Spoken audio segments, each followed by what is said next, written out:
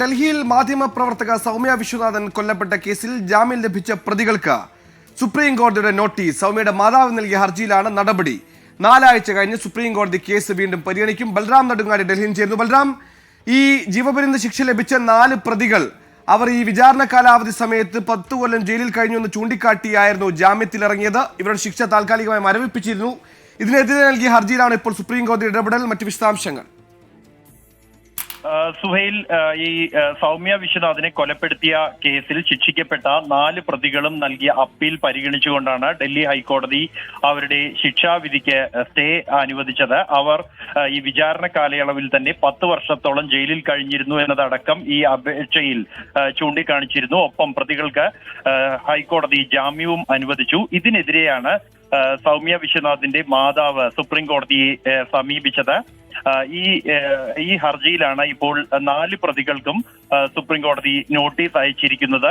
4 ആഴ്ച കഴിഞ്ഞ് ഈ കേസ് വീണ്ടും സുപ്രീം കോടതി പരിഗണിക്കും. ജസ്റ്റിസുമാരായ ബേല എം ത്രിവേദി, പങ്കജ് മിത്തൽ എന്നിവരടങ്ങുന്ന സുപ്രീം കോടതിയുടെ ബെഞ്ചാണ് ഈ 4 പ്രതികൾക്കും നോട്ടീസ് അയച്ചിരിക്കുന്നത്. 2008 സെപ്റ്റംബർ 30-നാണ് മാധ്യമപ്രവർത്തകയായ സൗമ്യ വിശ്വനാഥ് കൊല്ലപ്പെട്ടത്. എന്നാൽ വർഷങ്ങളോളം അതിന്റെ അന്വേഷണം ഇഴഞ്ഞു നീങ്ങുകയും സൗമ്യയ്ക്ക് നീതി നിഷേധിക്കപ്പെട്ട എന്നാരോപിച്ച് കുടുംബം രംഗത്തെത്തുകയും ചെയ്തിരുന്നു. തുടർന്നാണ് വർഷങ്ങൾക്ക് ശേഷം ഈ കേസിലെ പ്രതികളെ കുറ്റക്കാരാണെന്ന് കണ്ടെത്തി ഇവർക്ക് ശിക്ഷ വിധിച്ചത്. എന്നാൽ അതിന് പിന്നാലെയാണ് ഈ 4 പ്രതികളും ജാമ്യത്തിൽ ഇറങ്ങുന്ന സാഹചര്യമുണ്ടായത്. ഇതിനെതിരെയാണ് സൗമ്യയുടെ മാതാവ് സുപ്രീം കോടതിയെ സമീപിച്ചിരിക്കുന്നത്. ശരി, കൊല്ലപ്പെട്ട 16 വർഷത്തോളം നീണ്ട നിയമ പോരാട്ടത്തിനൊടുവിലാണ് പ്രതികൾക്ക് ജീവപര്യന്തം ശിക്ഷ വാങ്ങിച്ചു കൊടുത്തത്. പക്ഷേ പ്രതികൾ ഇപ്പോൾ ജാമ്യത്തിലാണ്. ആ ജാമ്യത്തിനെതിരെ സൗമ്യയുടെ മാതാവ് നൽകിയ ഹർജിയിലാണ് ഇപ്പോൾ സുപ്രീം കോടതിയുടെ ഇടപെടൽ.